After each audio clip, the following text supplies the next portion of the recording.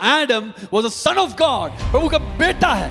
तो उस स्थान पर खड़ा हुआ आदम अगर खो चुका तो आप और मैं किसी भी हालत में खो सकते हैं। प्रभु जब पूछ रहे हैं तो आदम को अपना बाप का एहसास हुआ। जब स्वर्गीय दर्शन को, परमेश्वर का दर्शन उसको मिला तो एशियन को उस स्वर्गीय दर्शन के द्वारा अपने आप को तुलना करते हुए देखते वक्त मेरी अंदर की कमजोरियां दिखाई दिया। आज आप और मैं जब प्रभु के भवन में आए, आराधना कर रहे हैं, सुंदर आराधना, परंतु आराधना में क्या आपको और मुझे अपनी गलतियों का, कमजोरियों का एहसास हो रहा है? नहीं। पहले आदम को हराने के लिए बहुत सफल रहा शैतान।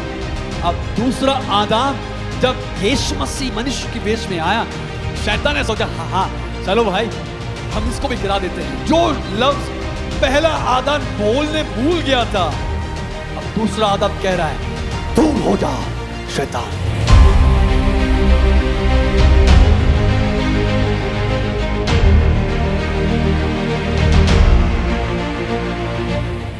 एक वचन पढ़ के हम प्रारंभ करेंगे। उत्पत्ति 3 अध्याय 9वीं और 10वीं आयत के हम प्रारंभ करें।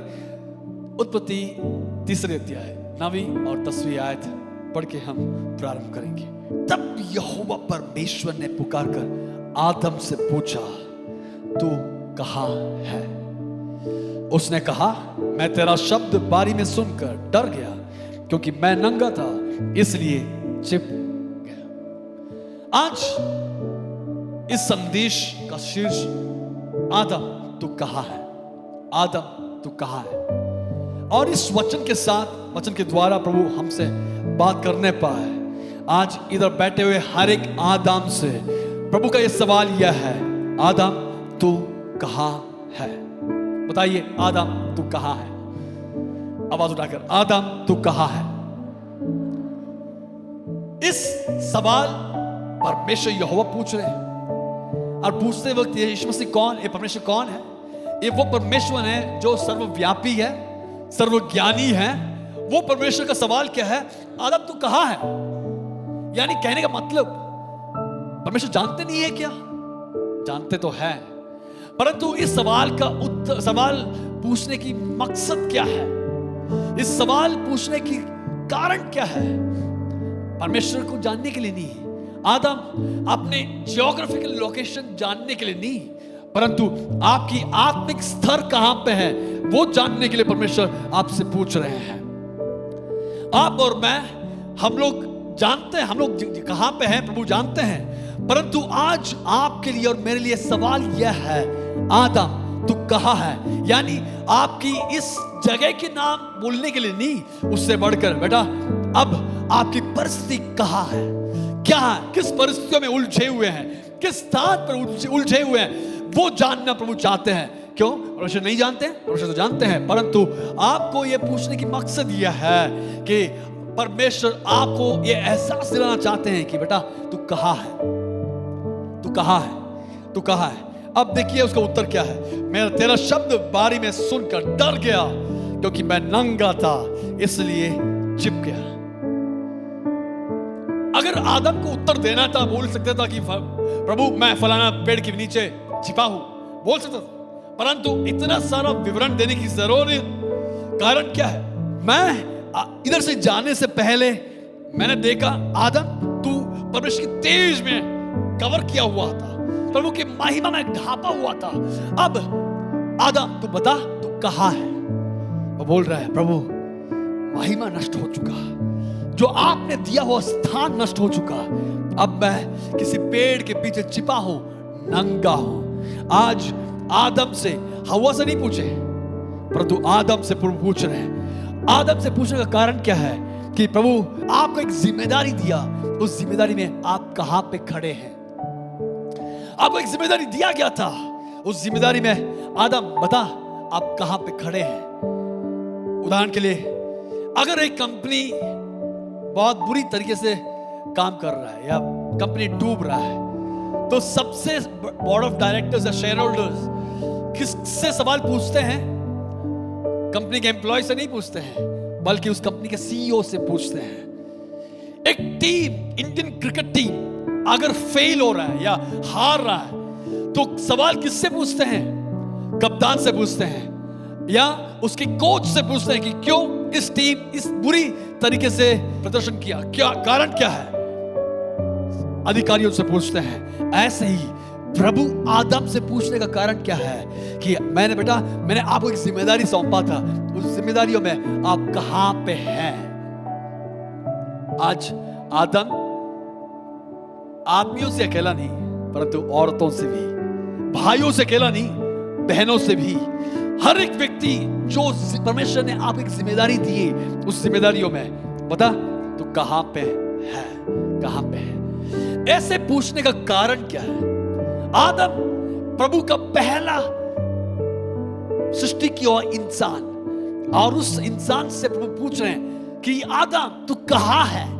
अरे प्रभु ने सृष्टि किया पहला इंसान खो चुके तो क्या हालात होगा? आज आपको और मुझे समझना जरूरी है। अगर पहला इंसान खो चुका, जो प्रभु के साथ चलने वाला, प्रभु का बेटा, अगर लूका के समाचार अगर पढ़ेंगे तो हम देख पाएंगे Adam was a son of God, प्रभु का बेटा है। तो उस स्थान पर खड़ा हुआ आदम अगर खो चुका तो आप और मैं किसी भी हालत में खो सकते हैं। आज मैं आपसे यह चैलेंज देना चाहता हूं कि आदम के समान अब अपने परिस्थितियों को बताने के लिए एक सुंदर जगह है, वो प्रभु का जगह है। हालेलुया। प्रभु जब पूछ रहे हैं तो आदम को अपना बाप का एहसास हुआ। प्रभु जब उनसे रूबरू हो रहे हैं तो आदम को अपना बाप का एहसास हुआ। आज मैं आपसे कहना चाहता हूं, आप और मैं जब परमेश्वर के सम्मुख आते हैं, प्रभु के करीब आते हैं, क्या आपको और मुझे अपने गलतियों का, अपने कमजोरियों का एहसास हो रहा है या नहीं? या प्रभु के सन्निधि में आते वक्त जैसे फरीसी ने प्रार्थना किया, प्रभु मैं उपवास करने वाला व्यक्ति हूं, मैं दशमांश देने वाला व्यक्ति हूं, मेरे समान और कोई व्यक्ति नहीं है। अपने आप की बड़प्पन करने वाली बात आपको याद आएगी या आपकी कमजोरियां याद आएगी? एक बार यशायाह नबी उस स्वर्गीय दर्शन को, यशायाह नबी की किताब 6 अध्याय में जब देख रहे हैं, ऊंचे और सुस्वर्गीय सिंहासन में विराजमान उस परमेश्वर का दर्शन वो देख रहे हैं। उस दर्शन में उस यशायाह को क्या एहसास हुआ? अरे वाह कितना सुंदर आराधना, चलो मैं भी आराधना करने जाऊंगा। नहीं, उससे बढ़कर अयो अशुद्ध होठ वाला, हाय अशुद्ध होठ वाला इंसान मैं हूं। जब स्वर्गीय दर्शन को, परमेश्वर का दर्शन उसको मिला तो यशायाह नबी को उस स्वर्गीय दर्शन के द्वारा अपने आप को तुलना करते हुए देखते वक्त मेरे अंदर की कमजोरियां दिखाई दिया। आज आप और मैं जब प्रभु के भवन में आए, आराधना कर रहे हैं, सुंदर आराधना, परंतु आराधना में क्या आपको और मुझे अपनी गलतियों का, कमजोरियों का एहसास हो रहा है? नहीं। आप चर्च में सेवक हो सकते हैं, चर्च में आप अपने आप को बहुत सारे कामों में आप अपने आप को सौंप सकते हैं, आप सबसे अच्छे कामों में आप कलीसिया में कर सकते हैं, प्रभु के राज्य में कर सकते हैं, परंतु प्रश्न यह है, बेटा तू कहां है? आज मेरा सवाल, परमेश्वर का सवाल यह है, बेटा तू कहां है, तू कहां है? ऐसे पूछने का कारण क्या है? आप में पहले अध्याय 27वीं आयत, पहली अध्याय 127, पहली अध्याय 27वीं आयत अगर आप पढ़ेंगे, 27 और 28वीं आयत मिलके हम पढ़ेंगे, तब हम एक विषय में आपके लिए बताना चाहता हूं। तब परमेश्वर ने मनुष्य को अपने स्वरूप के अनुसार उत्पन्न किया, अपने ही स्वरूप के अनुसार परमेश्वर ने उसको उत्पन्न किया, नर और नारी करके उसने मनुष्यों की सृष्टि की, और परमेश्वर ने उनको, बताइए क्या दिया? आशीष दिया। परमेश्वर ने उनको आशीष दिया। अब अगले उस आशीष में क्या क्या छिपा हुआ है देखिए, देखेंगे। उनसे कहा फूलो फलो, पृथ्वी में भर जाओ और उसको अपने वश में कर लो, उसको अपने वश में कर लो, उसको अपने वश में कर लो। किसको? इस धरती को अपने वश में कर लो। बेटा मेरे आशीष में छिपा हुआ एक बड़ी जिम्मेदारी यह है, इस पृथ्वी को तेरे वश में करना जरूरी है। अगला वचन देखिए, और समुद्र की मछलियों तथा आकाश के पक्षियों और पृथ्वी पर रेंगने वाले सब जंतुओं पर अधिकार रखो। तो मुख्य तौर से 3 मुख्य चीजों को हम देख पाएंगे, फूलने फलने और इस संसार को भरने, दूसरा, इस पृथ्वी को अपना वश कर लेना, और तीसरा, सब जानवरों पक्षियों के ऊपर अपना अधिकार चलाने के लिए बेटा मैं तुझे आशीष दे रहा हूं, आशीष दे रहा हूं, आशीष दे रहा हूं। क्यों? प्रभु ऐसा कहने का कारण क्या है? क्योंकि आदम, आपको मैंने एक ऐसी जगह में डालने वाला हूं, ऐसी जगह में देने वाला हूं जो इतने सालों से वो शैतान गिरे हुए दूतों के हवाले थे। गिरे हुए दूत उसमें वास करते थे और उस गिरे हुए दूत उसमें अधिकार चलाते थे। अब बेटा मैं तुझे एक पृथ्वी देने वाला हूं। उस पृथ्वी क्या है? वो ही दूत गणों की पृथ्वी था, परंतु उसको, उन लोगों को हटाकर मैं अब तेरे हवाले करना चाहता हूं। उसको अब तेरे वश में करना अनिवार्य है, वश में करना अनिवार्य है। और इस वश में करने के लिए प्रभु ने एक बड़ी जिम्मेदारी दी है, अधिकार चलाने के लिए जिम्मेदारी दी है। अब परमेश्वर ने दूसरे अध्याय में अगर आप आएंगे तो परमेश्वर उनको अदेन या उस वाटिका के अंदर परमेश्वर ने उनको रखे। अब आइए दूसरे देखिए 15वीं आयत 2:15। तब यहोवा परमेश्वर ने आदम को लेकर आदम के वाटिका में रख दिया कि वह उसमें काम करे और उसकी रक्षा करे। तब यहोवा परमेश्वर ने आदम को लेकर अदन की वाटिका में रख दिया कि वह उसमें, बताइए क्या करना है? काम करे और रक्षा करे, काम करे और रक्षा करे, काम करे और रक्षा करे।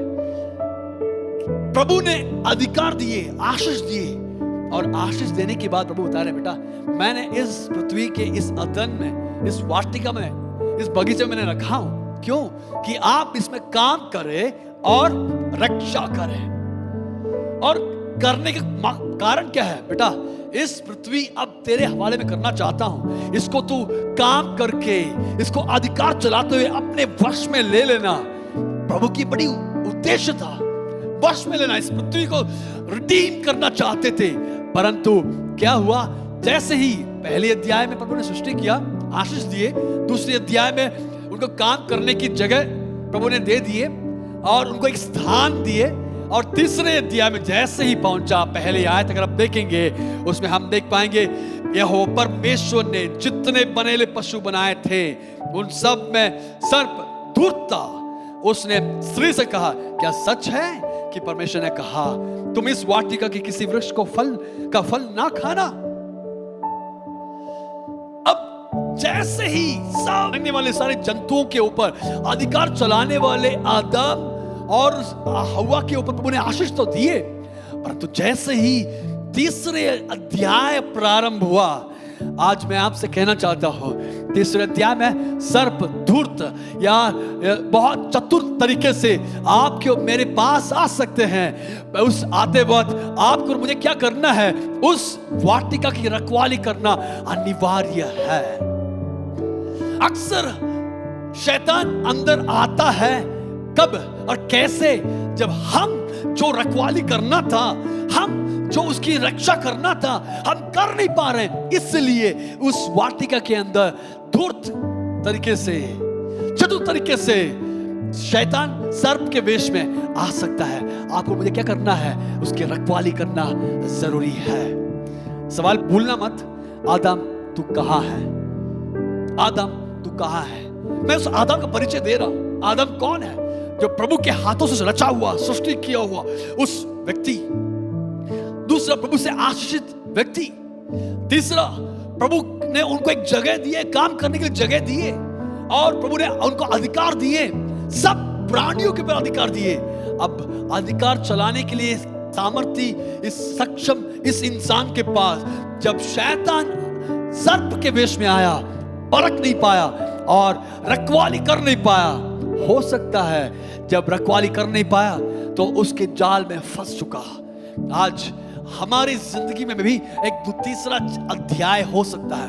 पहले अध्याय जो यीशु को जानने से पहले, दूसरे अध्याय जब हम यीशु को जान चुके, और जानने के बाद तीसरी अध्याय आपके और मेरी जिंदगी में आ सकता है, जहां पे शैतान चतुरता से आपके और मेरी जिंदगी में दुर्त रूप से वो आपके और मेरी जिंदगी में आ सकता है। हमें क्या करना है? हमारी वाटिका को, हमारी जिंदगी को, हमारे परिवार को, हमारी कलीसिया को रक्षा करना और उसमें काम करने के लिए हम लोग हमेशा सतर्क रहना जरूरी है। वाटिका तो दिए, आपका वाटिका क्या है? मेरा वाटिका मेरा परिवार होगा, मेरा बगीचा मेरा जिंदगी है, मेरा बगीचा मेरा परिवार है, मेरा बगीचा जो है मेरा कलीसिया है, और मेरे वश में रहने वाले सब चीजें हो सकती है। आपका वश में क्या है? आप अपने आप को जांचिए। आपका जिंदगी, इस जिंदगी में शैतान की उस दुर्त स्वभाव, उस चतुरता में, चतुरता की जाल में आपको नहीं फंसना है। उस शैतानी मीठे मीठे आवाज में बोल सकता है, उसके जाल में नहीं फंसना। आज अगर फंस गए तो फंसने से आपका सब कुछ नष्ट हो सकता है, परंतु यीशु आपसे पूछ रहे हैं, बेटा तू कहां है? आपको रेस्टोर करने के लिए, आपको ढूंढते हुए आया हुआ यीशु इधर मौजूद है। सब कुछ पा चुके होंगे, आप बिजनेस करते होंगे, सब कुछ पा चुके होंगे, आप अच्छा काम करते होंगे, परंतु वाटिका की रक्षा नहीं कर पाएंगे तो बहुत कठिन हो सकता है। प्रभु की सनातन योजना यह था कि इस पृथ्वी को किसी ना किसी तरीके से उसको दोबारा वापस प्राप्त करे, परंतु क्या हुआ? जैसे ही उनके पास आए, शैतान उस अधिकार को छीन लिया, अधिकार को छीन लिया, अधिकार को छीन लिया। आज आपकी और मेरी जिंदगी में इस स्थान कभी भूलना मत। आपकी और मेरी जिंदगी में जो स्थान परमेश्वर ने आपको दिए, उस स्थान को कभी भूलना मत, क्योंकि उस स्थान की रखवाली और उसमें काम करने के लिए ही आपको मुझे इस सुंदर मौका, अभिषेक, अधिकार प्रभु ने दिए हैं। इसलिए परमेश्वर की एक सनातन योजना था कि इस पृथ्वी को वापस पा ले। मत्ती रचित सुसमाचार 6 अध्याय उसके 9 और 10 अगर पढ़ेंगे, यीशु अपने चेलों को प्रार्थना करने के लिए सिखा रहे हैं, और प्रार्थना सिखाते वक्त प्रभु की प्रार्थना में यह लफ्ज था, क्या था वो? अतः तुम इस रीति से प्रार्थना किया करो, हे हमारे पिता तू जो स्वर्ग में है, तेरा नाम पवित्र माना जाए, तेरा राज्य। प्रभु की यह सनातन योजना है कि तेरा राज्य इस धरती पर आए। आदम, आपको इस स्थान में मैं आपको रखा हूं, क्यों? ताकि इस पृथ्वी को तू वापस पा ले। इस पृथ्वी की चाल चल में फंसना मत। इस पृथ्वी को परमेश्वरी तरीके से वापस पाने के लिए आपको और मुझे प्रभु ने एक जिम्मेदारी सौंपे हैं। इसलिए आदम, इसमें एक रखवाली कर, अधिकार चला और इसको वश में कर दे। मैंने तुझे आशीष दिया हूं, वश में कर दे। परंतु आदम विफल रहा। प्रभु की सनातन योजना यह था, यीशु मसीह भी आए किस लिए? उनके चेलों से प्रार्थना करने के लिए सिखाते वक्त उनके जो पैटर्न जो सिखा रहे थे, उस पैटर्न में एक शब्द दिया है, हे प्रभु, हे स्वर्गीय पिता, इस धरती पर तेरा राज्य आवे, तेरा राज्य आवे। 4 अध्याय 8वें आयत से अगर पढ़ेंगे, 4 अध्याय 8वें आयत से पढ़ेंगे तो उधर यीशु को प्रलोभन देते हुए शैतान हम देख पाएंगे। यीशु मसीह जो रचने वाला परमेश्वर, सृजनहार परमेश्वर, सर्वशक्तिमान परमेश्वर इस मनुष्य की वेश में जब आया,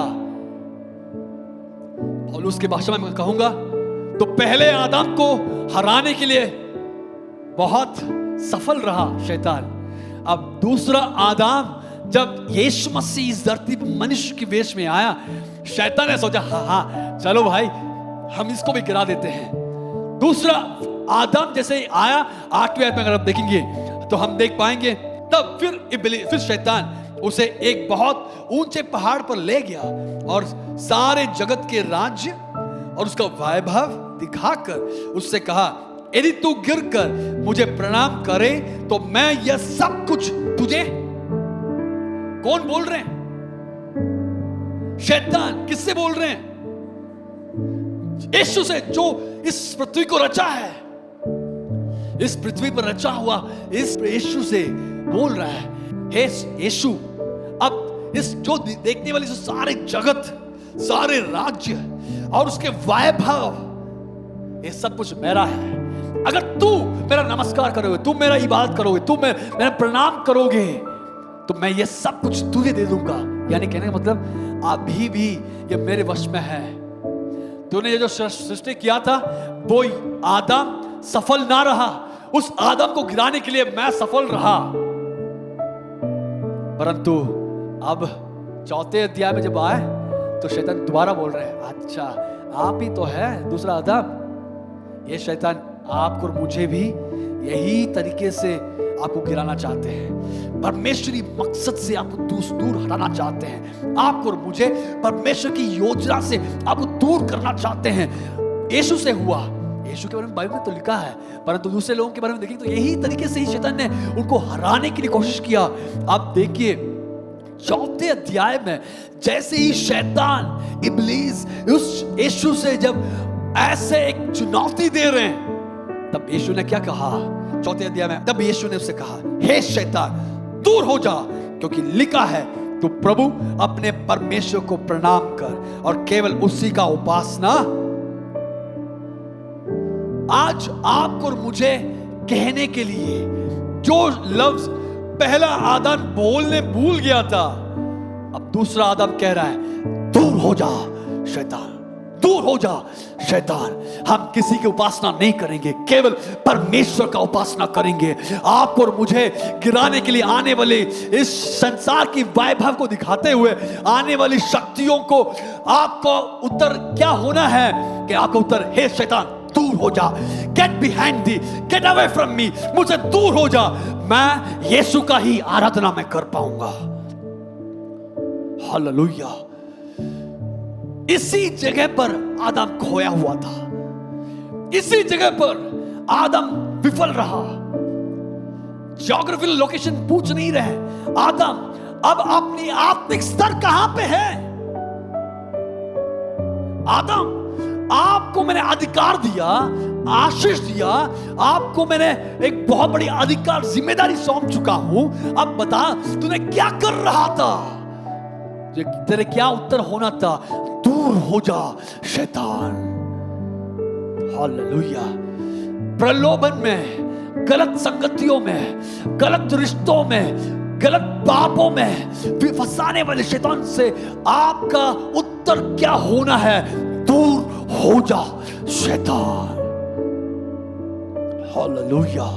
आपका और मेरा आराधना किसके लिए है? आपकी और मेरी उपासना किसके लिए है? मेरी होठों से किस लफ्ज बाहर निकल सकती है? मेरी होठों से केवल परमेश्वर की महिमा करने वाली आवाज उठना जरूरी है। मेरी होठों से परमेश्वर की दुहाई देने वाली प्रार्थनाएं, उनकी महिमा देने वाली उपासना और लफ्ज आपकी अधरों से निकलना बहुत जरूरी है। उसके उपरांत उसके बाहर जितने शक्तियां आपके विरोध में आ रही है और कह रही है ये मैं तुझे दे दूंगा, मेरी उपासना कर, आपको क्या कहना है? दूर हो जा शैतान। हालेलुया। दूर हो जा शैतान। आज आपको यही शब्द कहना है, दूर हो जा शैतान। सांसारिक तनावों में फंसाने वाली शक्तियां, सांसारिक चीजों में उलझाने वाली शक्तियों से आपका उत्तर क्या होना है? हालेलुया। आदम आप कहां पे हो? क्यों पूछ रहे हैं? पूछने का कारण यह है, आदम आपको जो जिम्मेदारी सौंपा था वो जिम्मेदारियों को पूरा करने के लिए आप कहां रह गए? आपको कहां पे चूक हो गया? आज बेतेलेजी आराधना, हिंदी आराधना से मैं कहना चाहता हूं, आपसे ये प्रभु पूछ रहे हैं, हमें सांसारिक चीजों में उलझाने वाली शक्तियों से आपको यह कहना है कि शैतान दूर हो जा। मैं परमेश्वर का आराधना करूंगा, उसी का ही उपासना मैं करता रहूंगा, उसी का ही आराधना मैं करूंगा, उसी का ही महिमा मैं करता रहूंगा। हालेलुया। उसी का ही। आदम आपको मैंने अधिकार तो दिया था ना, कहां चला गया अधिकार? आदम से प्रभु पूछ रहे हैं। आदम से प्रभु किया सवाल, तू कहां है? तू कहां है? दुष्ट रूप से आया उस शैतान से आपको करना क्या है? शैतान आदम के पास शाम के वेश में आया, आपके और मेरे सामने कैसे आ सकता है? बोलिए, आपके और मेरे सामने कैसे आ सकता है? पैसे के रूप में, है ना? कोई बोल रहे कुकू एफएम के द्वारा, रेडियो के द्वारा। शैतान कैसे आ सकता है? किसी लोगों के साथ,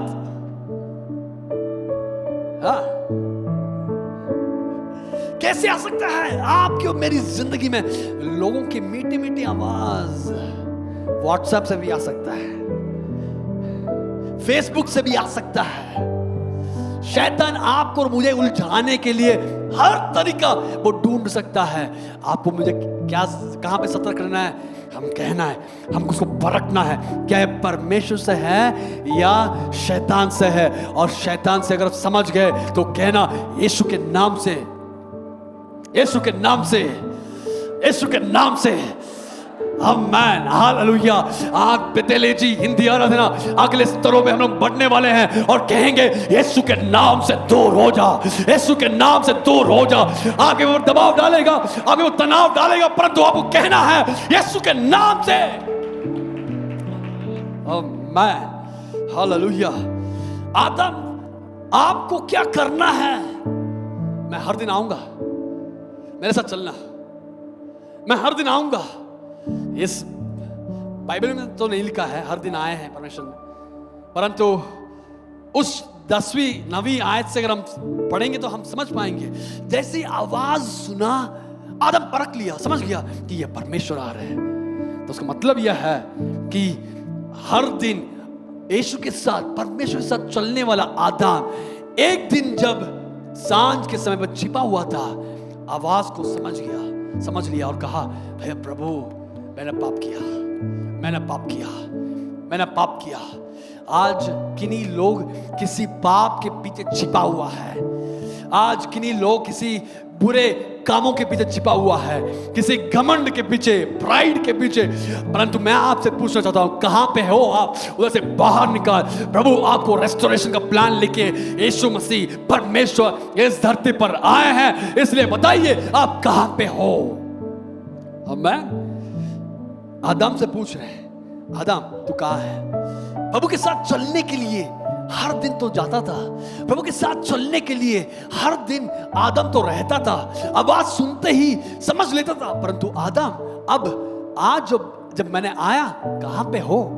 आदम कह रहा है, मैं छिपा हूं, आज छिपा हूं। हालेलुया। किसी लोग यूट्यूब के पीछे छिपे हैं, किसी लोग गलत संगतियों के पीछे छिपे हैं। अगर ऐसे कोई छिपे हैं तो बाहर निकल जाइए और कहिए यीशु के नाम से, शैतान दूर हो जा।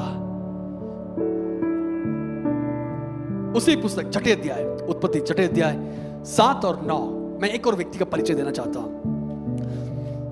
7 से 9वीं आयत तक हम पढ़ेंगे। उत्पत्ति छठे अध्याय 7 से 9। तब यहोवा ने कहा, मैं मनुष्य को जिसकी मैंने सृष्टि की है पृथ्वी के ऊपर से मिटा दूंगा।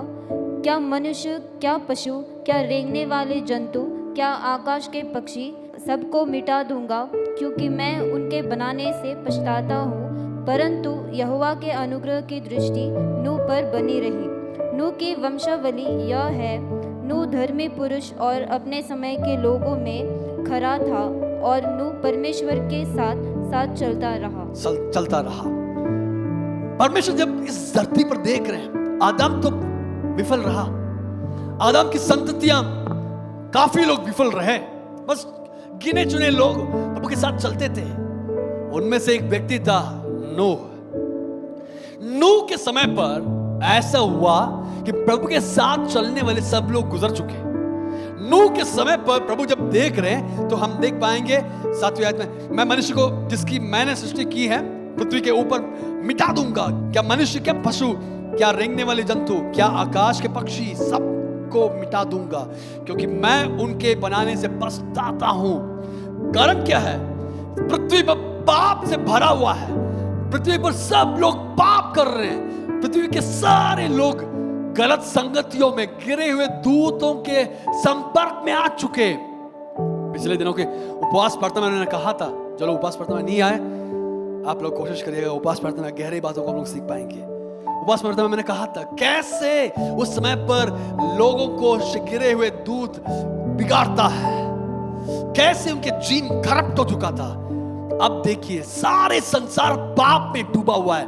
अब अगला 8वें ध्यान से देखिएगा, ऐसे लिखा है, परंतु यहोवा की अनुग्रह की दृष्टि नूह पर, बोलिए नूह पर, इंग्लिश में ऐसा लिखा है, he found grace in the eyes of the Lord.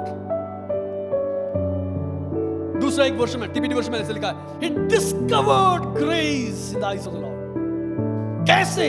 यानी ये ढूंढते हुए जा रहा था, प्रभु इस संसार में पाप से भरा है, इस संसार पाप से भरा हुआ है, इस संसार में कोई धर्मी नहीं है प्रभु। प्रभु मैं चाहता हूं मैं अपनी जिंदगी को पाप से बचा रखे, मैं चाहता हूं कि मेरे अपनी जिंदगी में उस पाप की संगतियों से मुझे दूर रखना मैं चाहता हूं। हे प्रभु मुझे मदद कर, हे प्रभु मुझे मदद कर। ऐसे ढूंढते हुए जा रहा था, प्रभु के साथ वो चलना चाहता था। अब वो ढूंढते हुए खोजते हुए अगर 8वें आयत में जब पहुंचा, बोल रहा है he found the grace। ये अनुग्रह किस लिए?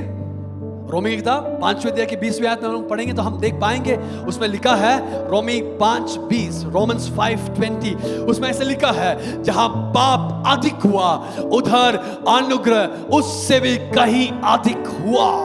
जहां पाप अधिक हुआ उससे भी कहीं अधिक अनुग्रह हुआ। कारण क्या है?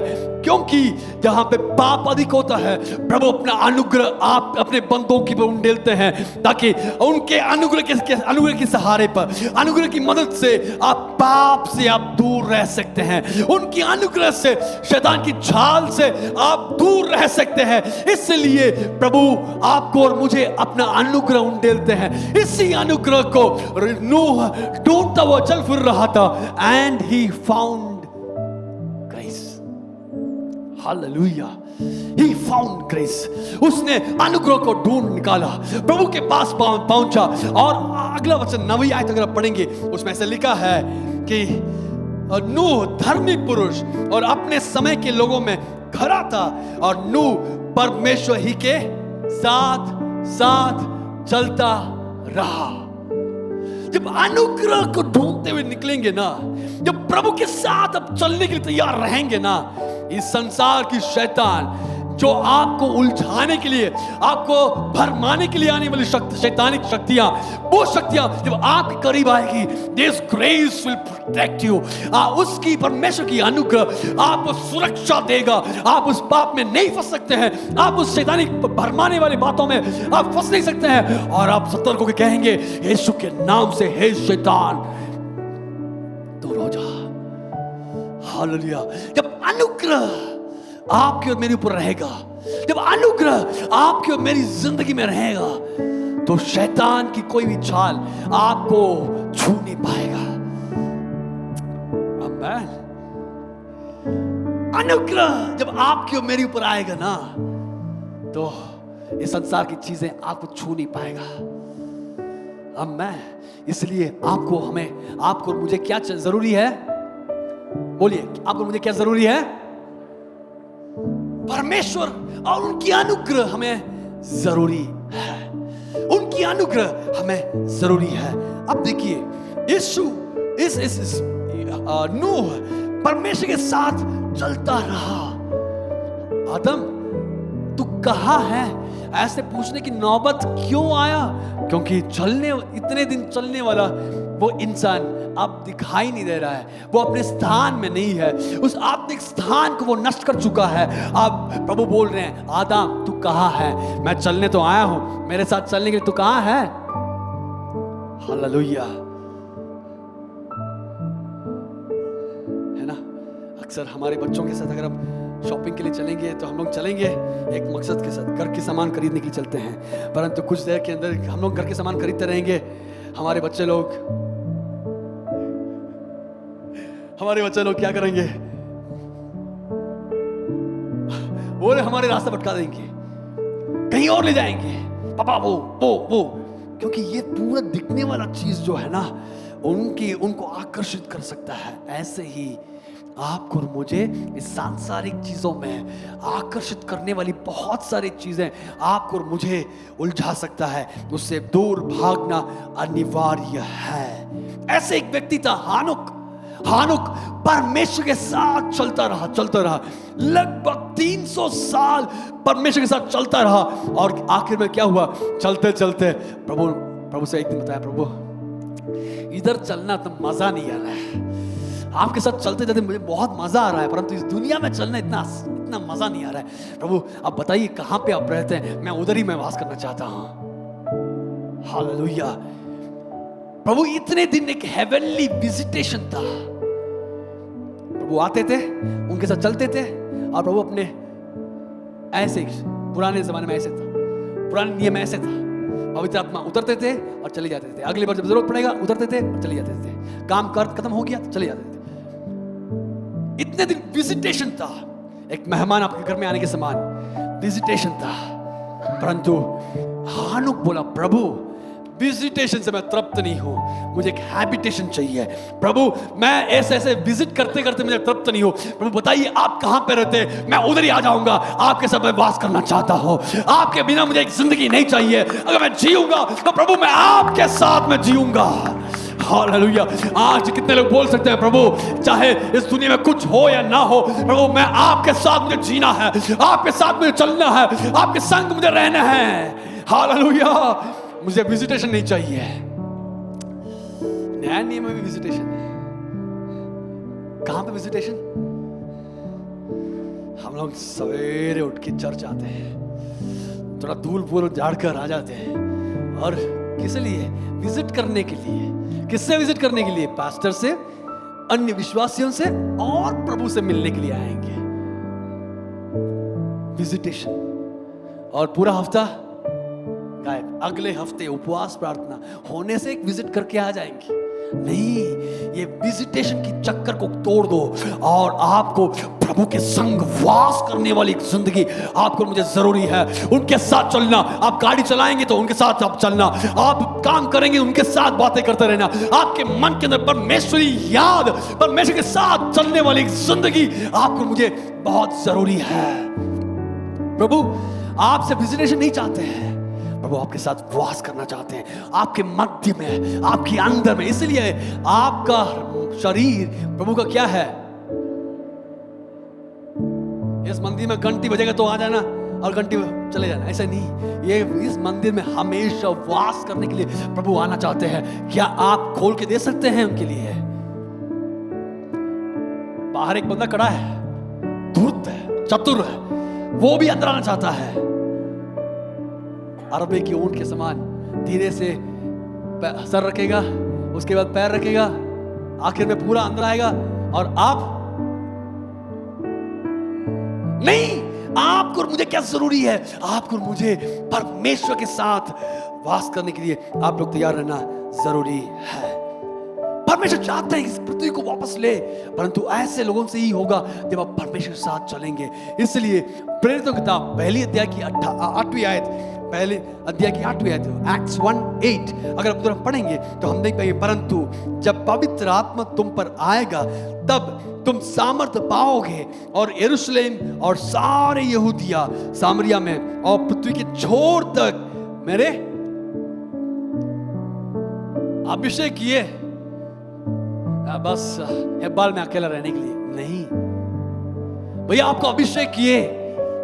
जो आदम ने खोया था वो सामर्थ, वो अधिकार नष्ट कर चुका, परंतु प्रभु आपको अभिषेक कर रहे हैं। किस लिए? इस पूरे संसार को प्राप्त करने के लिए, इस पूरे संसार को प्राप्त करने के लिए प्रभु अभिषेक देना चाहते हैं। कहां तक? यरूशलेम में, सामरिया में और पृथ्वी के छोर तक मेरे गवाह बनने के लिए प्रभु को अभिषेक देना चाहते हैं। इसलिए मत्ती 28 यीशु मसीह जब आए तो वो मकसद पूरा करने के लिए आए।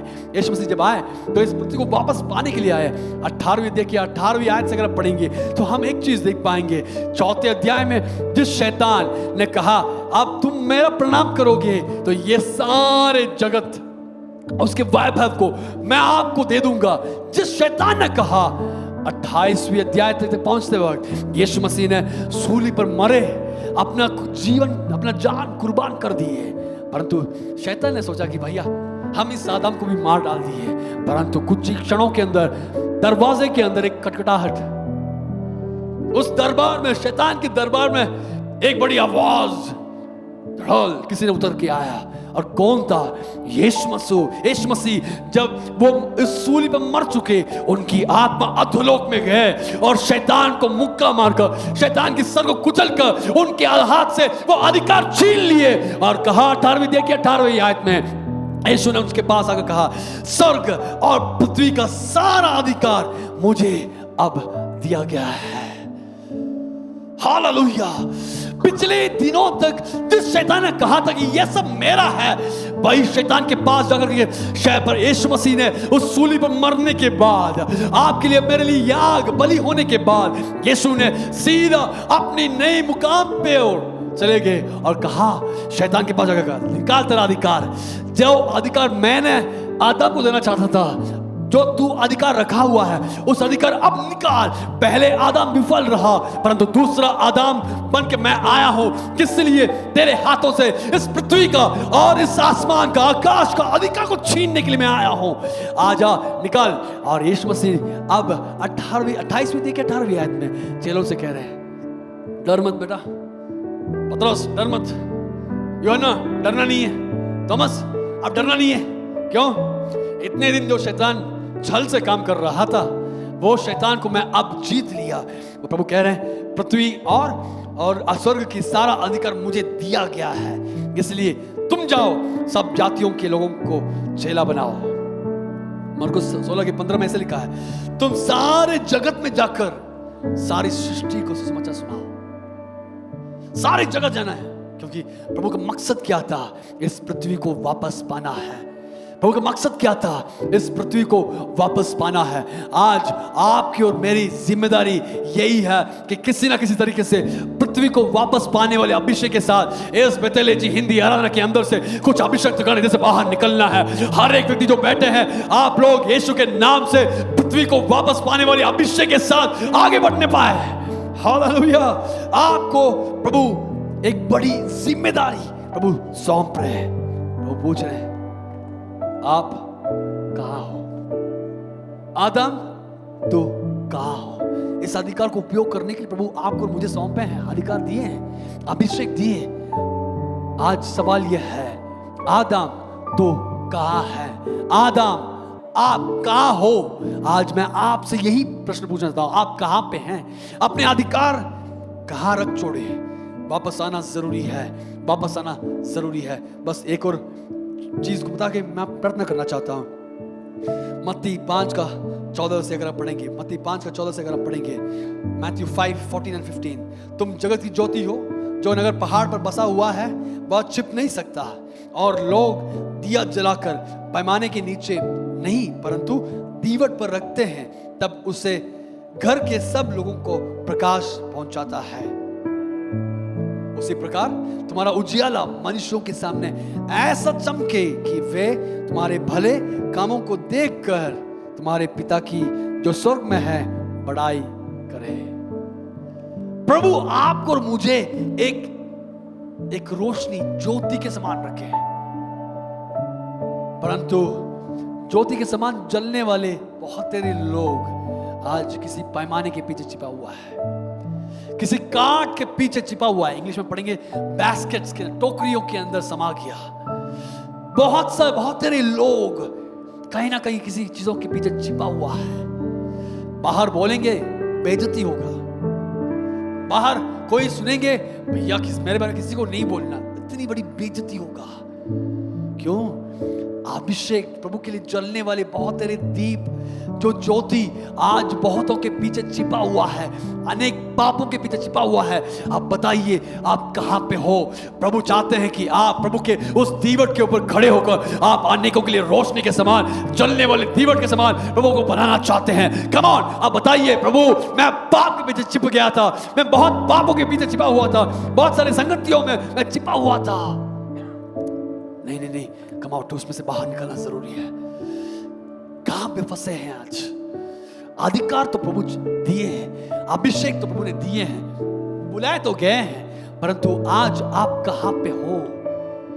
जलने वाले दीपक, जलने वाली दिया, जलने वाली ज्योति आज किसी पाप के पीछे छिपे हुए हैं, किसी टोकरियों के अंदर समा गया, किसी टेंशन्स में आ गए, किसी तनाव के अंदर आ गए, किसी चीजों में उलझे हुए हैं, किसी इस सांसारिक चीजों में उलझे हुए हैं। कम ऑन, आप कहां पे हैं? कोई बोल रहे हैं भैया इन सब बातों के लिए मुझे टाइम ही नहीं मिल रहा है। आपको टोकरियों के अंदर डालने के लिए शैतान की बड़ी योजना है, उससे बाहर निकलो और उस टोकरी के अंदर से बाहर निकलो। आपको दीवार के ऊपर खड़े होकर अनेकों के लिए जो रास्ता दिखाने वाले एक दिया के समान आपको बदलना चाहते हैं। हालेलुया। टोकरियों के अंदर अपने आप को छिपाइए मत।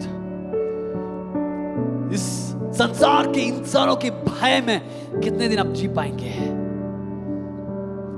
इंसानों के भय में कितने दिन आप जी पाएंगे? बताइए प्रभु, मैं इंसानों के भय में नहीं जीऊंगा। अगर मैं जीऊंगा आपके लिए हिम्मत के साथ मैं जीऊंगा। अगर मैं जीऊंगा प्रभु, मैं आपके नाम की महिमा के लिए खड़ा रहूंगा। और प्रभु बताइए, प्रभु मैं खड़ा रहूंगा तो इस संसार की अभिलाषाओं में नहीं, परंतु प्रभु आपकी महिमा के लिए खड़ा रहूंगा। कितने लोग आज बोल सकते हैं प्रभु मैं आपके लिए खड़ा होना चाहता हूं। Adam where are you? आदम कहां हो? किस टोकरी के अंदर चले गए आप? किस संगतियों में आप फंसे हुए हैं? हो सकता है किसी टेंशन्स में आ गए होंगे। कुछ लोग क्या कहेंगे, वो लोग क्या कहेंगे। अरे इंसानों की बातों में अगर उलझे रहेंगे ना, जिंदगी बर्बाद हो जाएगा। आप खड़े हो जाइए। आपको दिया जलना जरूरी है। आपके दिया दूसरों के लिए रोशनी का कारण बनना जरूरी है। आप दीवट के ऊपर खड़े होना बहुत जरूरी है। आप खड़े हो जाइए, आप खड़े हो जाइए। उस माहौल से अब बाहर निकलना जरूरी है, जरूरी है।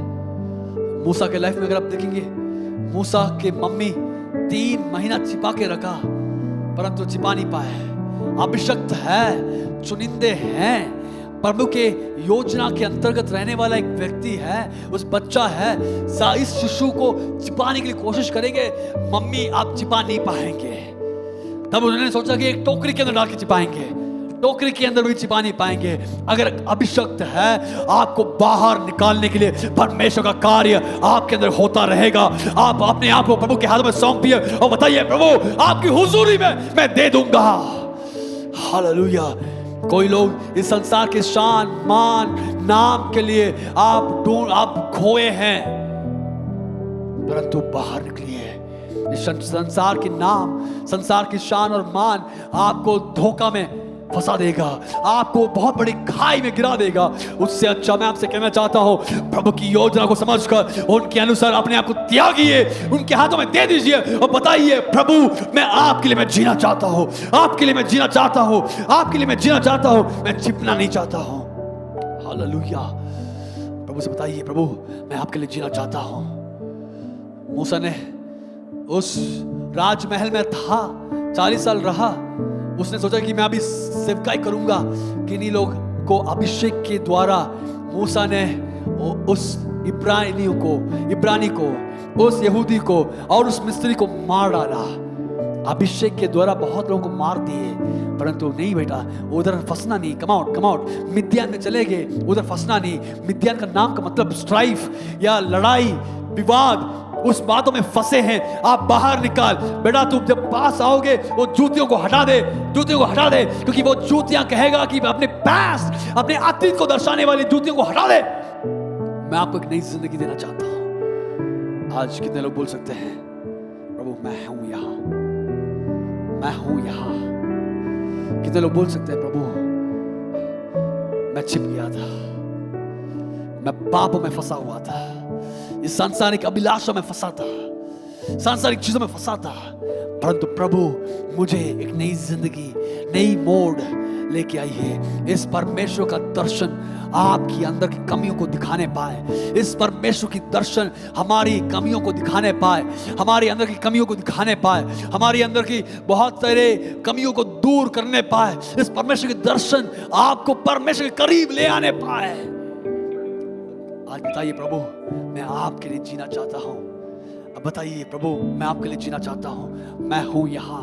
यीशु आए हैं, प्रभु यीशु मसीह आए हैं आपको एक नई वस्त्र पहनाने के लिए, आपको एक नई छवि, आपकी छवि बदलने के लिए, आपकी जिंदगी बदलने के लिए यीशु मसीह आए हैं। उनसे बताइए प्रभु मैं इधर आया हूं, मुझे आप ग्रहण कीजिए, स्वीकार कीजिए। आंखों बंद करें, हम प्रार्थना करें। आज आपसे सवाल पूछ रहे हैं। इधर एक सवाल गूंज रहा है, वो सवाल यह है हे आदम तू कहाँ है? कितने लोग कह सकते हैं, हे शैतान मुझसे दूर हो जा, मैं प्रभु के लिए जीना चाहता हूं। कितने लोग कह सकते हैं, हे प्रभु, हे शैतान मुझसे दूर हो जा, हे शैतान मुझसे दूर हो जा, मैं यीशु के लिए जीना चाहता हूं, मैं एक अच्छी जिंदगी में जीना चाहता हूं। सांसारिक अभिलाषाओं से कहिए, यीशु के नाम से मुझसे दूर हो जा। सांसारिक लोगों से कहिए, मुझसे दूर हो जा। आज मैं डिलीट करना चाहता हूं, आज उनसे मैं दूर होना चाहता हूं, मैं प्रभु के लिए मैं जीना चाहता हूं। इस संसार में जीकर सब कुछ नष्ट कर चुके हैं ना, बताइए प्रभु मैं इधर हूं, मैं हूं यहाँ, मुझे आप स्वीकार करिए, मुझे आप स्वीकार करिए।